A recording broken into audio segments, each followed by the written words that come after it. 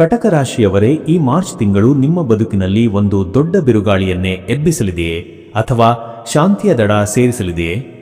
ಅತಿಯಾದ ಮೃದು ಸ್ವಭಾವದಿಂದಲೇ ನೀವು ಪದೇ ಪದೇ ಮೋಸ ಹೋಗುತ್ತಿರುವ ಆ ಒಂದು ಕಟು ಸತ್ಯದ ಬಗ್ಗೆ ನಾನು ಮಾಹಿತಿಯನ್ನು ಬಿಚ್ಚಿಡುತ್ತಿದ್ದೇನೆ.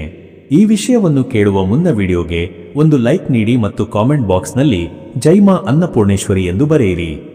ಸದ್ಯ ನಿಮ್ಮನ್ನು ಕಾಡುತ್ತಿರುವ ಅತಿ ದೊಡ್ಡ ಪ್ರಶ್ನೆ ಎಂದರೆ, ನಾನು ಎಲ್ಲರಿಗೂ ಒಳ್ಳೆಯದನ್ನೇ ಬಯಸುತ್ತಿದ್ದರೂ ನನ್ನ ಬೆನ್ನ ಹಿಂದೆ ಇಷ್ಟೊಂದು ಸಂಚುಗಳು ಯಾಕೆ ನಡೆಯುತ್ತಿವೆ ಎಂಬುದು.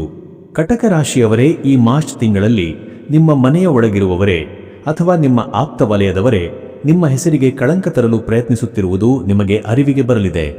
ನೀವು ಪ್ರಾಣಕ್ಕಿಂತ ಹೆಚ್ಚಾಗಿ ಪ್ರೀತಿಸಿದ ವ್ಯಕ್ತಿ ಈ ತಿಂಗಳು ನಿಮಗೆ ನೀಡುವ ಆ ಒಂದು ಶಾಕಿಂಗ್ ಸುದ್ದಿ ನಿಮ್ಮನ್ನು ದಿಕ್ಕುಗಾಣಿಸಬಹುದು. ನಿಮ್ಮ ಮೌನವನ್ನೇ ಜನರು ನಿಮ್ಮ ದೌರ್ಬಲ್ಯ ಎಂದು ಭಾವಿಸುತ್ತಿರುವುದು ನಿಮ್ಮ ಇಂದಿನ ಅತಿ ದೊಡ್ಡ ಮಾನಸಿಕ ಸಂಕಟವಾಗಿದೆ.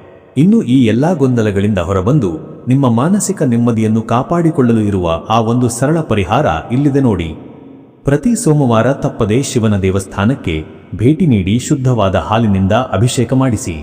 ಇದು ನಿಮ್ಮ ಮನಸ್ಸಿನ ಮೇಲಿರುವ ನಕಾರಾತ್ಮಕ ಒತ್ತಡವನ್ನು ಕಡಿಮೆ ಮಾಡಿ ಸರಿಯಾದ ನಿರ್ಧಾರ ತೆಗೆದುಕೊಳ್ಳುವ ಶಕ್ತಿ ನೀಡುತ್ತದೆ.